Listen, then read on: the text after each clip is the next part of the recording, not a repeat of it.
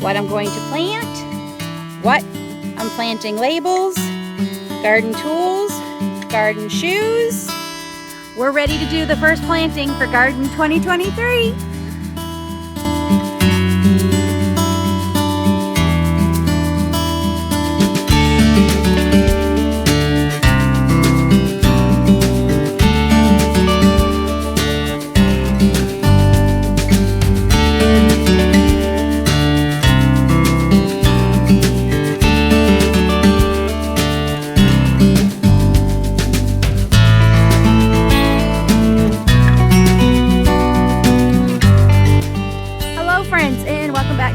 Homestead. We are outside today. It's actually not that bad. It's not very sunny, though. I have very, very insanely sensitive eyes, so any kind of light, I wear sunglasses. But yes, today we are starting the first outdoor planting of 2023. This is the happiest I have been in days, and today is Earth Day. So what a better way to celebrate our Earth than to do some planting. So, a little update on the garden. Not much since your last video, other than we have started filling some of the pots. So this one's filled, and that little round one there is filled. You might see some pallets around me. That is an idea that failed. Just gonna keep it real. David wanted to raise my beds higher, so I'm not having to bend over as much because I do have back issues. But it just wasn't working.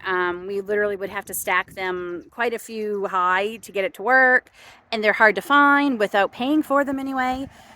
And it just wasn't looking the way I wanted, and I told him that we're good. You know, they're already raised beds. They're not as, you know, low as the actual ground, and I can deal with it. So he graciously gave that idea up.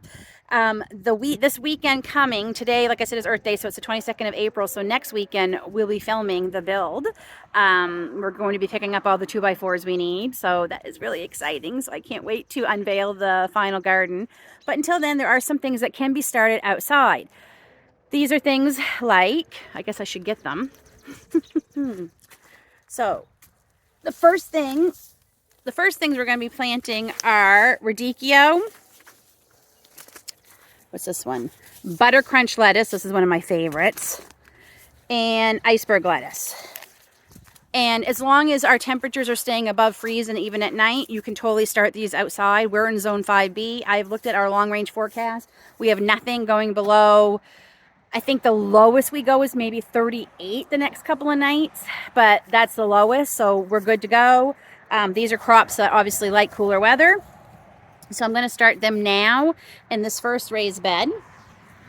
And then we're also going to start our strawberries in stacker pots. So first, I'm going to go get my gloves because I have things, we're going somewhere today. So I want my hands to be clean because even when you scrub them, the dirt doesn't always come off, which normally doesn't bother me. But like I said, we're going out today, so I kind of don't want people to think I don't wash my hands. And we're going to get started. And I never even knew this was an official method. I just thought it was me being a very bad gardener. But Luke from MI Gardener does this too. I think he calls it high density planting. I think that's what he calls it. Basically, it's just putting seeds like basically, you know, in a row, pretty close together. I think he says like a ½ inch. I've always just done it because I was terrible about the spacing. But he said it's actually beneficial. So who knew I was doing it right all these years? So yeah, so we're going to start that right now. My helper in the garden today. Turn around and wave, babe. He is poking all the holes in my new stacker pots. They didn't come with the holes already poked out, so he's just doing that for me. So we're going to work over here in this bed. So the first ones I'm going to plant are the iceberg. And as you can see, these are a lot of seeds in here, and these are from my friend Rem, from Rem's Family Farm, that he graciously sent me. And there's a lot of seeds. I'm not planting all these today. I'm going to be doing succession planting. So this way we have some lettuce through the whole summer. So yeah, so we're just going to, normally I'd leave them in the bag, but we're going to plant about that many today. It's probably still too many, but we're going to do it. So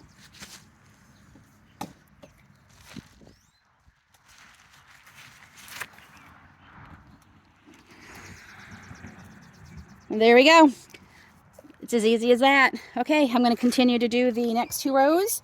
Radicchio will be next, and then Butter Crunch will be on the end, and that's my absolute favorite. And I actually have 1 Butter Crunch already in the house that I saved from when we bought a live one, they call it, because it still has the root ball attached. And I'm going to be hardening that off in the next couple of days and hopefully bring it out here. So, okay, enough jibber jabbering.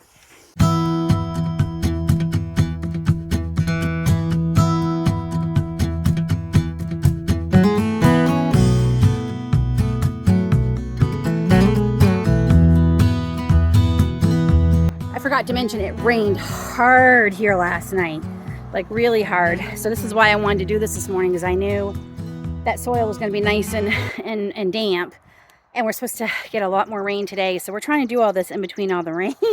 So we're out here pretty early this morning, and it's a lot nicer out than I thought. A little bit of a breeze, but not bad. So yeah, so I wanted to get that done. So they're all covered up, and there we go. So next we're going to do, we got to fill up some soil here. Fill up some soil. Fill up the pots with soil. Did I tell you it was early? And get those stacked up, and then we will plant the strawberries.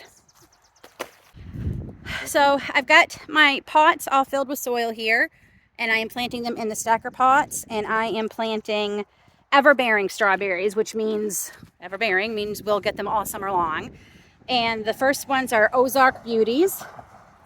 So you want to plant these, I'm planting them in the pots, but if you're planting them in the ground, you got to make sure your ground is completely unfrozen. But they do need to be planted end of March, early-ish April.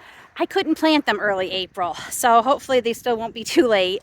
Make sure there's no below freezing, like basically your ground needs to be workable, which my soil is workable because it's in pots. The other thing is, for years, I've been planting my strawberries wrong. And I'm the first to admit it. Yes, I've been planting them wrong. Thank God for YouTube. So again, I went to my gardener, Luke, and watched a couple of videos, watched some other videos, did some research. Hopefully I am going to have a better yield this year.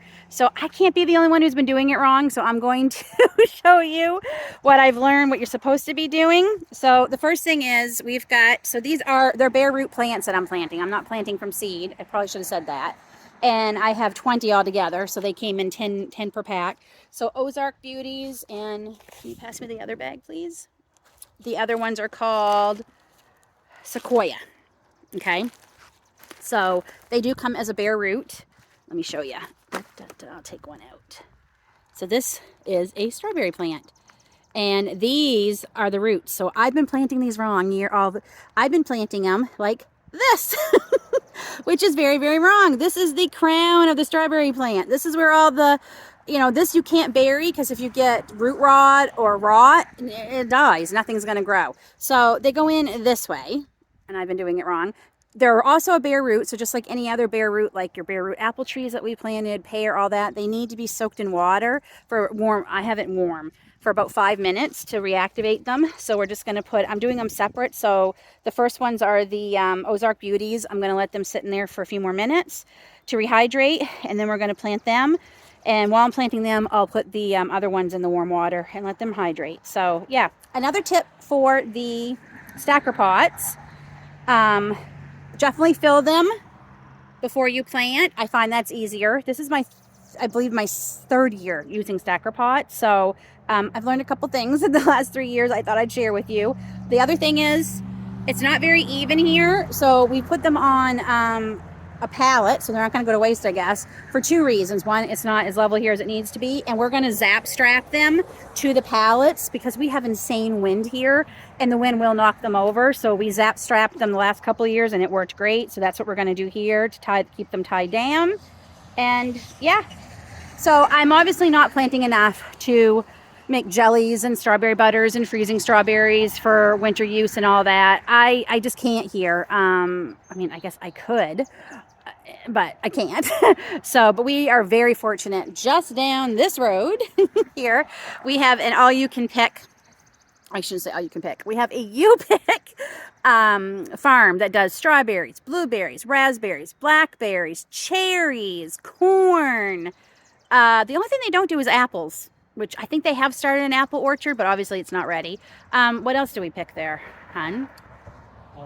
It's all berries. It's every kind of berry you can imagine. Gooseberries. I think they even have Saskatoon berries. I'm not sure. Anyway, the prices are great. We're supporting our neighbors, our local farmers, and I can pick what I need in one fell swoop to come home and make everything. So that's why maybe our next homestead I can have a bigger strawberry patch. But for now, I mean, this sad thing here was my strawberry patch. It didn't do well. Of course, I wasn't planting them right, so that's probably why. Okay, these are probably rehydrated long enough, so let's get to planting them.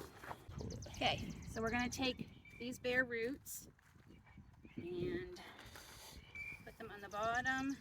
Be careful not to bury the top part. I'm going to try anyway. Okay, it's probably hard to see, but there's the top.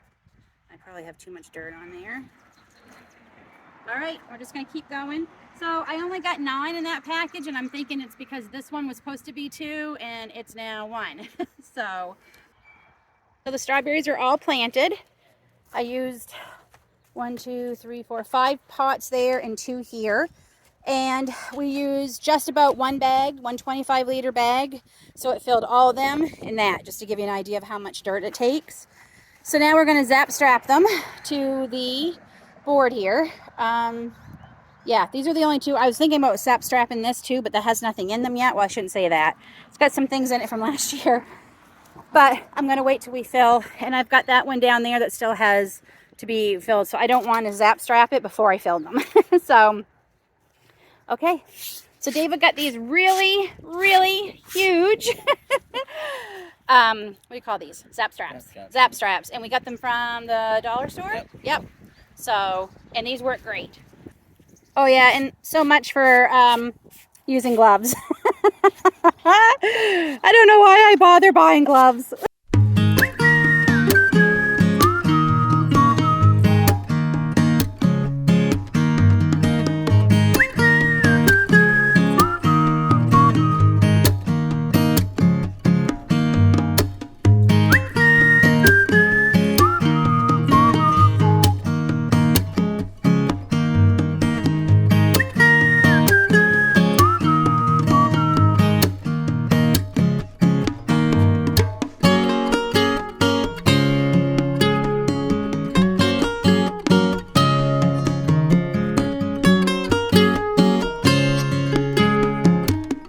I just wanted to show you real quick. We have things coming up already in the garden. So my chives are actually ready to harvest some. So I'm going to have to come out here and do that. My thyme is coming back, and that's my oregano. This was my very first herb patch, and it's not doing as good as it should be. This is the last year for this, but I'll have to dig all this up and replant it. So that's why it's going to be used again. Over here, I am so happy to say, Mary Lynn, you'll be happy to know, my lime balm overwintered great, or lemon balm and my lime balm overwintered fabulous. My chocolate mint did. That's my stinging nettle. Even my sage seems to have overwintered. And this, I believe, it was another mint. I want to say that might have been the apple mint. Oh, the tags have all fallen off. But I think that was the apple mint. At the end of the day, honestly, they all pretty much smell like mint. Yeah. Oh, and I don't know if you can see, but the daffodils, let me see if I can zoom in here. Don't mind the mess. Look at the daffodils. Those are all I planted last fall. Those are new this year, and they came up beautiful. And my rhubarb, oh my goodness, this was barely out of the ground last weekend. And there it is. Look at it. Beautiful. And more tulips coming up. And of course, my garlic patch. And it smells like garlic over here. Do I have it zoomed in? There we go. There's all the garlic. Look at it all. Fabulous. So things are definitely growing. I worry all winter long about my garlic, and then it comes up. But last year was my first successful harvest with garlic, so I'm allowed to worry. So, okay, I'm so happy to finally have some things planted in the garden. I can already tell this is going to be easier this year, and we've only planted a few things. Wow. I just can't wait. And here, this spot here in the garden is going to be a bench for me to come out, sit out here in the mornings, have my tea, look at my things growing, because I'm also going to have things hanging flowers. Sunflowers are going to be all around. Like, I can't wait to share it all with you. And as much as I love Christmas, this is probably, I think it's tied with Christmas. I'm not going to say I love it more than Christmas. This is tied as my favorite time of year. So, yay. So have you started anything in your gardens? Have you been able to? I know a lot of you live where places maybe still have snow and the ground is frozen, and for that I'm sorry. But let me know down in the comments if you have started any direct sowing. Until then, take care, God bless, and we'll see you all soon.